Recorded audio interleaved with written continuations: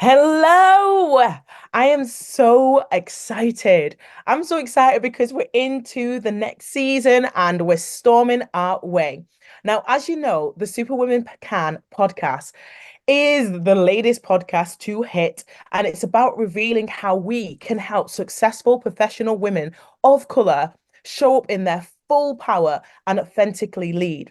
The sad fact is that many women are underrepresented in leadership and boardrooms, and we need to just rock up and show up. Women of color are spinning so many plates from raising families to climbing the career ladder and hitting, I would say, not just glass ceilings, concrete ceilings. But there is a thing that sets them apart. They are indeed super women. And we know that super women can show up in their full power, authentic selves and really shine. Now, like I mentioned, I am so excited because we have an amazing and inspirational woman coming on to the Superwoman Can podcast. And we have Dr. Norma Hollis. Now, please, without further ado, please introduce yourself. Well, thank you. I love your enthusiasm and you're wonderful. You're a great role model for super women. And thank you for having me as one of them. I am referred to as the godmother of authenticity because I spent 30 years figuring out myself actually, and then realizing that what I had done was created a whole system, a whole process for helping people become authentic. It actually started when I was 28 years old, and maybe many of you listening are around that age. And that's when you maybe like myself, I realized that I was living my parents' life, my mother's version of who she thought a Black woman should be in America. And I was married, we had cars, we had great jobs, a beautiful house, and I was miserable. And I didn't know what to do with myself because I just followed along as my parents guided me without taking time to understand who I am because nobody teaches self-awareness to young people. So Mhm. I said, let me get out of this. Let me figure out who I am. Therefore, I'll know what I'm supposed to do with myself. Didn't realize it would take 30 years of Wow. studying authenticity, studying me to learn myself. And so that's where I spent 30 years researching or really being led. It was kind of through my inner voice that I was led through that way. And then 12 years figuring out what is this that I've created? And then 3 years figuring out, so what now do I do with it? And that brings me to where I am now. So it's great to be here at this time Oh, in I'm my. so excited. And I'm guessing that you've written books about what you do as well. Oh, I've written several books. I've written a Wow. book for each one of the dimensions that you see up there. There's 29 of these books, one for each one of the things you see behind me, the box you see behind me. And I've turned all of those into digital programs, online programs. I used to own a speaker bureau. I was the first Black woman to own a speaker bureau for Black speakers. And I have a book called The Process of Becoming a Professional Speaker. We're getting ready Wow. to modify that one. And then one of my signature books is this one, 10 Steps to Authenticity, which I actually wrote in a month because I had a speaking engagement and I needed to have it ready. And I have one more that you can find on Amazon, which is called Blueprint to Engagement. And it's about authentic leadership, more for a corporate environment. And I have some other things that I've done. I used to be in early childhood. I have some books I've written for about young children's spirituality. I just like to write. I mainly write programs for human development and I turn them into processes and training programs. Yeah. Impressive. Wow. We're definitely super honored to have you here. And just behind, for those who are listening and not actually on the video side of things, I'm going to say that I can see that she has an authenticity grid right behind her. And I'm trying to work out what they all are. So tell me what's behind you so those who are listening and also able to see on the video can understand it because we got to start with that. Come on, tell us. Well, it started out with me dissecting myself, and I found 9 energies within me that I associated with different animals because I could understand the energies better. And then that started my 30-year journey of dissecting that, and that turned into my authenticity grid. And so, what it essentially says is that each of us have an inner voice that no one hears but us. We have an outer voice, which is how other people perceive us. When people see you, they make an immediate impression about who you are with not a clue what's going on the inside. And then we Mm. have an expressive voice that represents how you live your life day to day, your habits, and who you have become. Those are the vertical parts of this 9 dimension grid. The horizontal parts are first think, think has to do with an energy that we all have to do. We have to be able to think in order to move our lives forward. And everything on the think horizontal represents gifts that were given to you at birth. On the inner voice side, you were given a sixth sense. On the outer voice side, you were given DNA. On the expressive voice side, you were given natural gifts and talents. The second horizontal is communicate, and that represents how you show yourself to the world. On the inner voice, it's about your values and how they come across. On the outer voice, it's about your relationships, your quality and quantity relationships. And on the expressive voice, it's about your likability and how you connect and build rapport with other people. Mm-hmm. And then the bottom line is do, and that represents the activities you need to partake in the world to get things done, to be joyful and to make money. On the inner voice side, it's about your drive, your inspiration. That's how you're driven. Inspiration from the inside, more important than motivation from the outside. It has to come from the inside to really move you to do something. The outer voice is all about your joy and abundance. It's called net wealth, but we don't look at net wealth as just money. It's about what brings you joy and gives you abundance in life. Yeah. And then the expressive voice is about your lifestyle and the habits and your behaviors on a day-to-day basis. So all of those represent the authenticity grid. There are 9 energies that we all engage in, and people can take my authenticity assessment to get a feel for how their energies are aligned. We look at the word alignment and integration, because you have to integrate all these energies in your life so that they're like second nature. And you're vulnerable in some, you're strong in others. To recognize that, you take my authenticity assessment, and that helps you see where you're at. It's authenticityassessment.com, or you can find it on my website at normahollis.com, about halfway down the homepage. You can learn more about authenticity, the grid. Wow. So there will be a link that we'll be posting for Dr. Norma's actual whole authenticity grid. So do that quiz because I'm going to go and do it. I'm really intrigued to find out where I sit in all of this. And if you can't, it's so colorful behind you. It's just so inspiring. Thank you for sharing that. I can't wait to look into it. Now, on that subject, you mentioned that you took a long time to find yourself.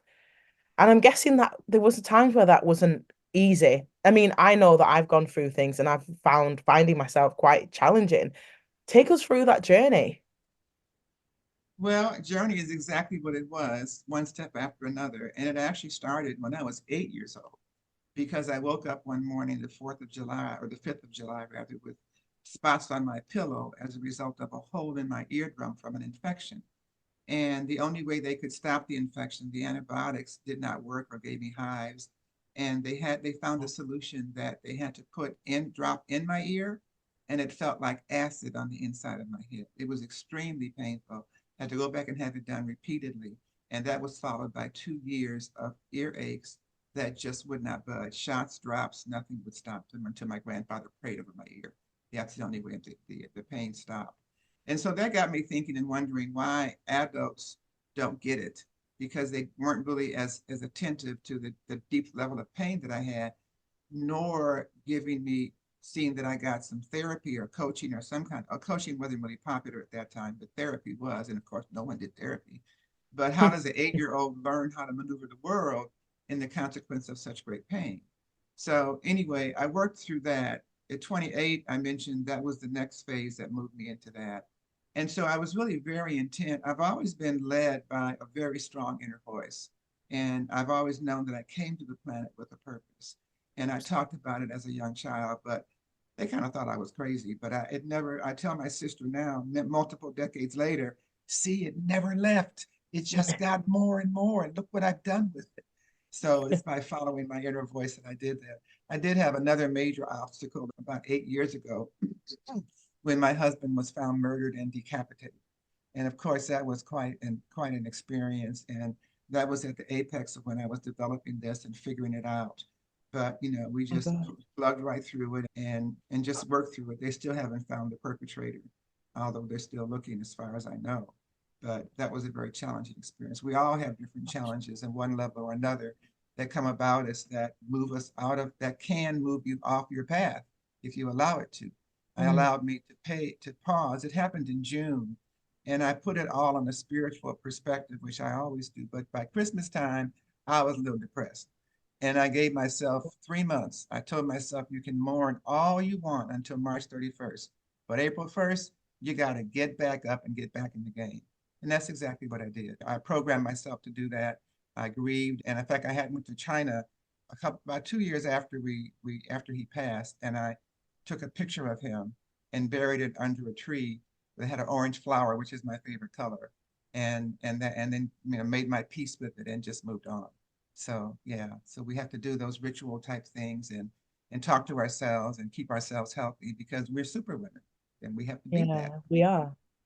We don't have to be that, but and we are that in multiple ways. Superwoman can be just a woman who raises her children and does it with great consciousness to help children, because I think the way we change the world is to help children change their perspective so that they're not, every time I go into a restaurant, I always see children in high chairs with their phones glued to the screen to the Hmm. point, and I'm very concerned about what that's going to mean as children get older.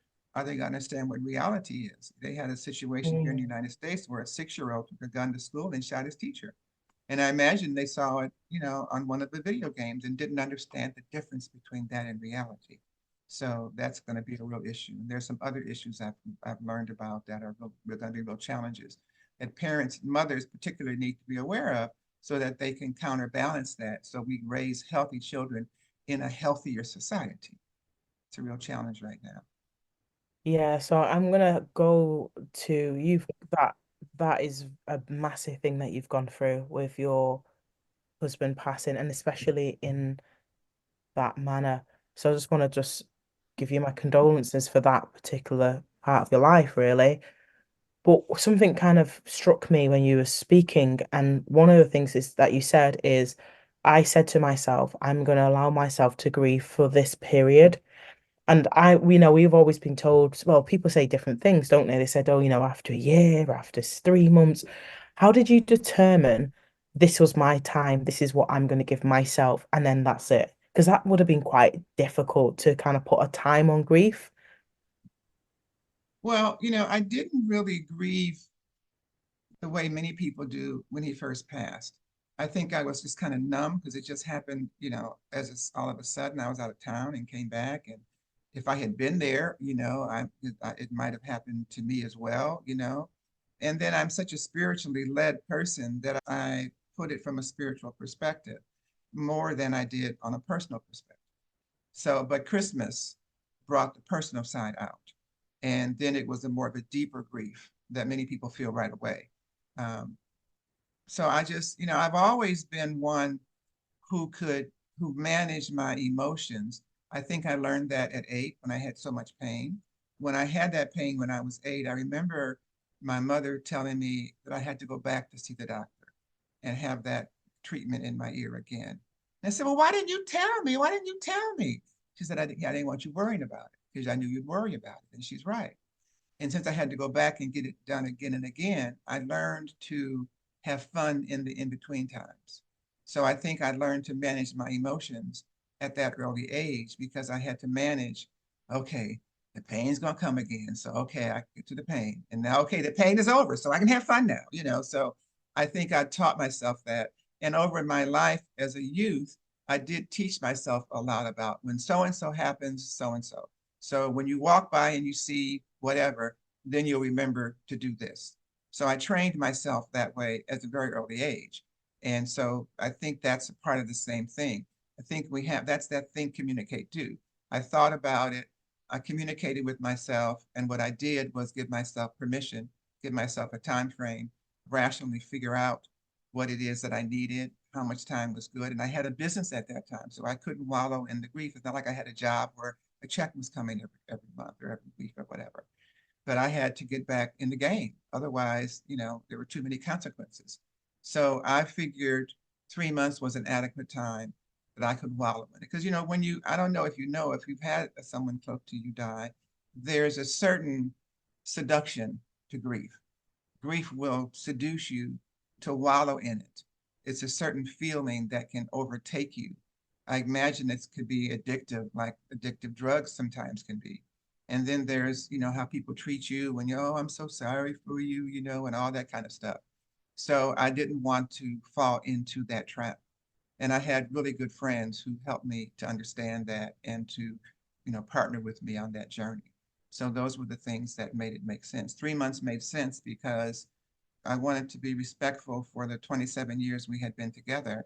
And I wanted to allow myself to purge it from my system as much as possible. Of course, it never fully purges, and there's always times when it comes back in the most unexpected ways. But I knew that's what I had to do, and I knew I could, and so I did. So, Wow, so inspirational and very difficult. Thank you very much for sharing that. And yes, I've not gone through what you've gone through, nowhere near, but I have lost people along the way and they have hit hard. And actually, I've lost not long ago my granddad, actually. And actually, I thought that my, dad and everyone else around me would take care of everything, but I had to be the one to take care of it. And that was a bit of a shock. And that was the numb feeling because you have to just take care of stuff. You don't get time to go through that grief. And then there is a point where you go, right, I haven't grieved. Let me take the time to grieve. So, and that takes courage. So you've shown courage to do that because you could have just carried on that numbness and probably picked up your work and carried on. But that feeling, I've not dealt with this, probably would have lingered inside of you, knowing I need to deal with it. So it's courage. You took courage. So that's transformational. You mentioned about children. Funnily enough, I was at the doctor's today because my daughter woke up screaming and that was just resonating with me because she screamed with ear pain. And I took her to the doctors unexpectedly today because she had infections in both ears. And they said, just leave it and it might just leak out. And I was just like, she's in pain. I don't want to leave it. They've given her antibiotics, but they said, they've given it up, but said, please wait like 48 hours, see what happens. See, it's good for her immune system. And I was just like, I'm going to just go with my intuition and check in that and say, what's my intuition say with this? Because she's in pain. So thank you for sharing that. And also, as a mother, I'm almost 6 children. I had 5 in 5 years, and I have now 6 in 7. I know. a woman, I bless you, bless you. So in terms, but what you're saying is spot on in terms of I'm very quite conscious of things like devices. So I don't have devices when we're eating, like absolutely no way. Like soon as a device goes on my kitchen table, it's off. This is your opportunity to connect with your siblings. This is your opportunity to enjoy what you're eating, for your body to digest and enjoy and program that it's eating and that you get to enjoy it. If you don't do that, you keep eating without realizing or enjoying life around you. So I'm big on that, definitely.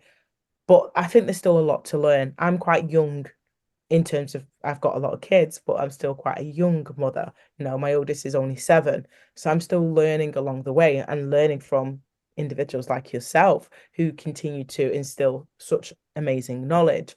So interestingly, it'd be good for you to share because you said children kind of spark you. I'll be interested to know. There'll be mothers that are listening, super women.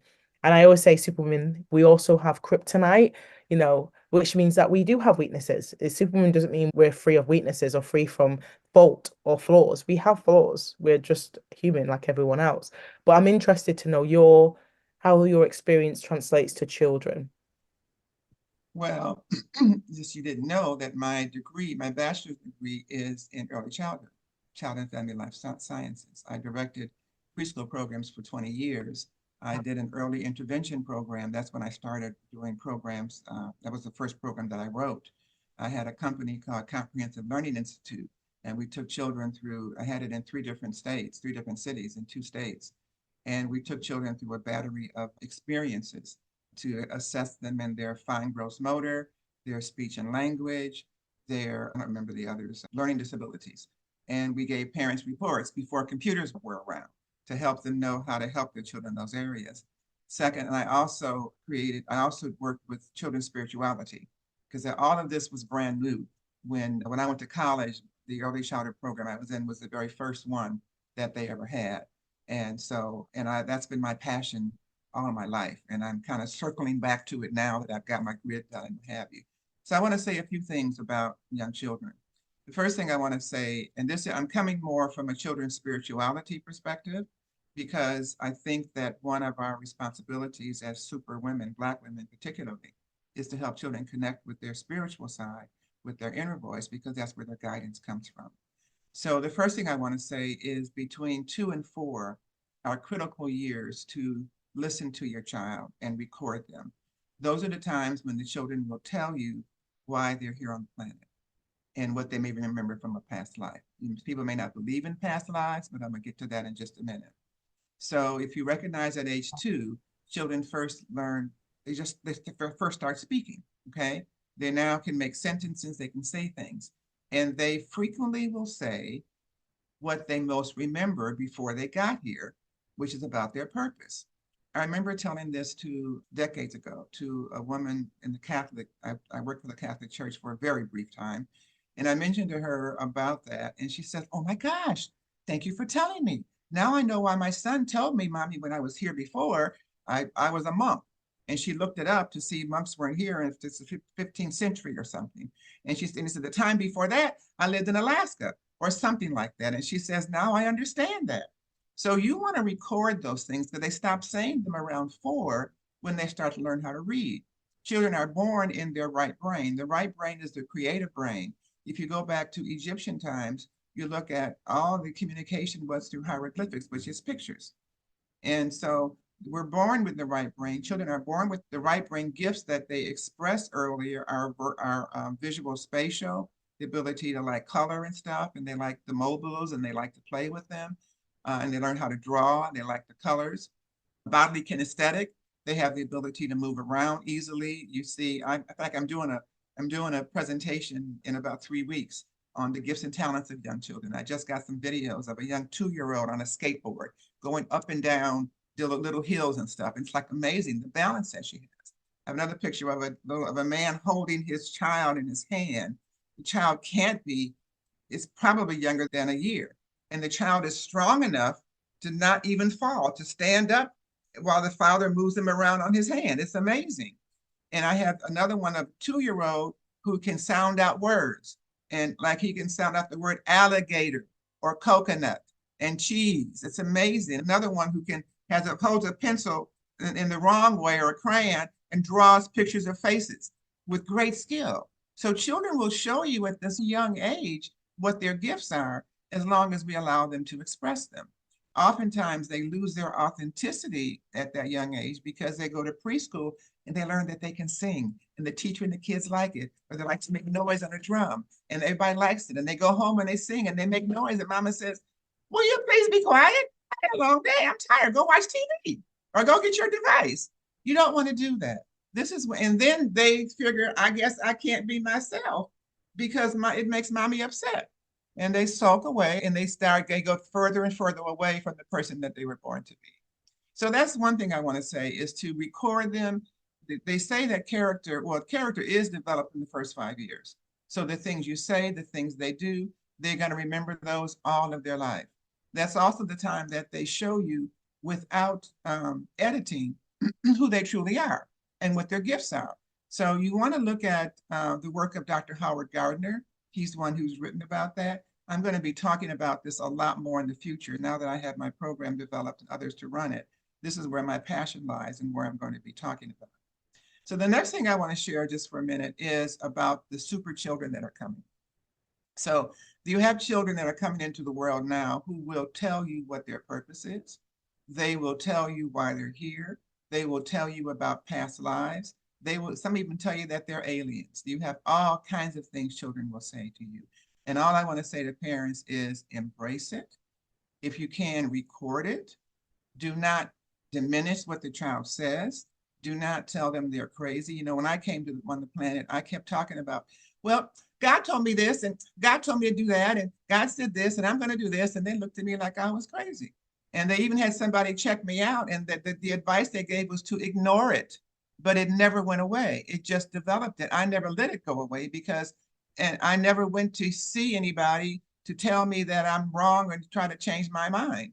Because here I am decades later, and I've taken that voice that's spoken within me and I've created something that's here to help people all around the world. I have people around the world a part of my program. That never would have happened if they had convinced me to do otherwise, to do what society says.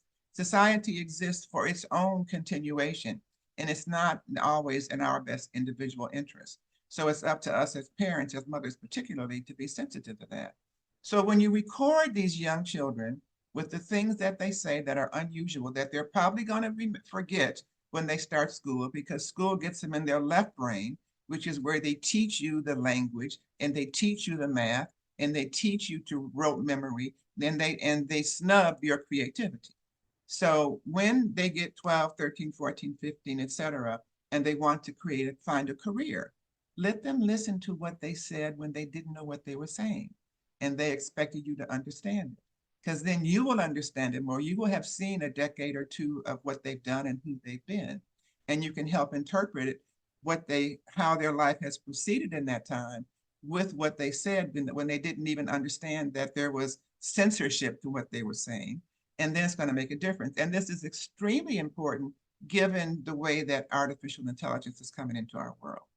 The young children that are coming up now are going to have a much more difficult time because humanity is not being respected because there's so many of us on the planet. So the individual's value is diminished in so many ways, which is contributing to all the violence and what have you that we're seeing. So I hope that little soliloquy that I've shared with you of wisdom hopefully will help and impact some parents in terms of how you're raising your children. You have a real heavy responsibility, especially in those first 7 years. After 7, they start thinking on their own a lot more. And then they start to challenge you in different ways. So you really want to make the recordings before they realize that they can challenge you. They don't always know that when they're very young. They're just listening because mommy is God. Mommy feeds them, mommy provides for them, mommy and daddy. You guys are the God figure. So, just remember that no one teaches self-awareness, but you can teach it and you can guide them to be themselves. Authenticity means being yourself and connecting the unseen side of who we are to the seen side of who we are and integrating them and then allowing that to blossom and become who it's meant to be in the world. Wow, like that's just amazing. So I wanted to share some things with you because I kind of it really resonated. I'm spiritual, I believe I'm a Christian, I believe in God, I believe in all that good jazz. And one of the things that I remember when I was young is I remember having a dream and I went to my mom and I said, I had a dream that God was giving me messages and I was his secretary typing, and then I had to give these messages to all these different people. And she just went, oh, good, that's your purpose. You're a messenger. You're a messenger of God. Simple. And then after that, I just believed it. I'm a messenger of God. So I do have a sixth sense where I sometimes get messages for people and I will share those messages outwards. And I love that gift, but I've known about that gift from when I was a really young girl. Now, my daughter, who is now 7, she also has that gift, but like tenfold. So when she was about 3 years old, she came to me and says, Mummy, you have twins in your belly, a boy and a girl. Long story short, she was correct. I had no idea. I gave birth to boy and girl. She told me they were going to be born early. She told me all these different things that I would never have any idea. No one would be able to tell you. I didn't even know I was pregnant. And they were born early. They were born at 26 weeks. But because she told me they were going to grow up, she described them. She told me what they were going to look like. I knew they were going to be fine. They were going to be absolutely fine. They're now 4. They're fine. 26 weeks. They were fitted into the palm of my hands. They were fine. So that's interesting. And I was just like looking at my children and saying, I'm not too sure what her gift is, but right now she just finished writing her first book. She's just, 7 years old, about to publish her first book. Her intellect is out of this world. She's operating 3 or 4 levels above herself. She's amazing intellect, but also she's tapped into that spiritual side. And I nurture that because my mum did the same with me. I nurture that. It's good. I would love to spend more time with you to go. I'm going to be listening to my kids a lot more. But funnily enough, the babysitter always said, listen to kids. They are the ones that tell you stuff. So my 2-year-old is a chatterbox. I have no idea what his skills are, but he does talk a lot. He talks a lot. Got a And he's been verbal talking since he was 1. Say again? yeah. He's got a verbal linguistic gift. Yeah, he Verbal about the linguistic same as my daughter actually, but he talks a lot and he's been talking clearly and fluently since he was 1. He's 2 now. You wouldn't think that he's operating beyond my twins who are nearly 4. My twins, one, we believe she's going to be a singer. All she does is scream. Like, we say she's going to use that for God's gift because it's got to be used and channeled in some positive way. And then my son is always throwing. That's all he does. He will throw anything. And we just say something to do with his arm, something to do with his arm, whether it's throwing a basketball or something, but it's got to be something physical. And then the one in between, he loves computers. He's just computer whiz. So I look at that and I see something happening, and I believe what you're saying is correct. We do need to look at their gift from a very early age. I really want to like follow you and find out more, especially when it comes to children, just because I've got so many. And I'm sure those who are listening want to do the same. So just want to share that there will be some links on here. You've given us so much tips, and I really actually don't want to end this. We are coming to the point where we do need to end right now, and I think that well, this is going to be a repeat. We need to get you back on again to give us more of the good stuff and more of what you learned because it seemed like you're a person that will constantly be absorbing new stuff. So we'll definitely invite you back on. But before you do go, if you were to write yourself a letter in 10 years' time, what would you be saying to yourself? I would congratulate myself for what I've done. I made a decision 2 weeks ago. My company is looking for investors because we're ready to grow. I'm moving away from what I've been doing and bringing people on to do it. And we had an investor that wanted to invest $3 million in my Wow. company. And I would tell myself, congratulations for not accepting that, because I did not accept it because they wanted to put a zip clause and not allow me to talk about some of the things I'm talking about now, Wow. my spiritual understandings. And I'm on the planet to share those spiritual understandings. So I would congratulate myself for making that decision and for all the things that transpired because of that. Because now I can really encourage others that are seeking to be entrepreneurs or seeking investors to really put their values first. And I'm also going to congratulate myself for all the work that I've done to impact and to build Superwomen and to help mothers really understand what's going on.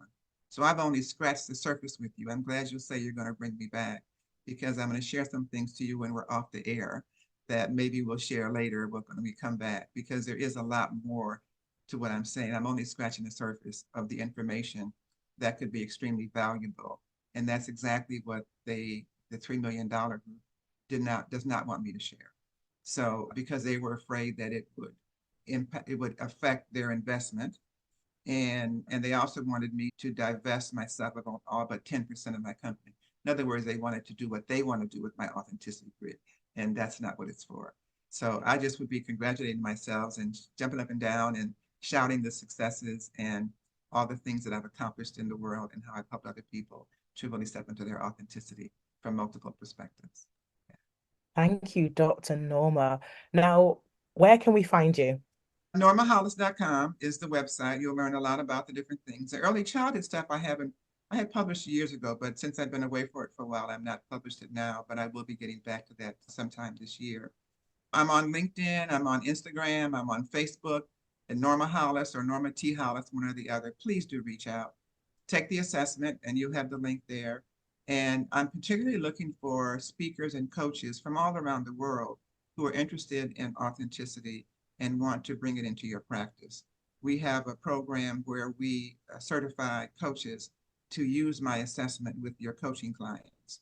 We also have a program to help for speakers to speak about authenticity to corporate and other organizational clients. So we're looking for more people to expand as we look for our new investors and looking for people who can help us take this around the world. We have people in South America, South Africa, China, Europe, Canada, and we're looking for more people in each of those areas as well as more.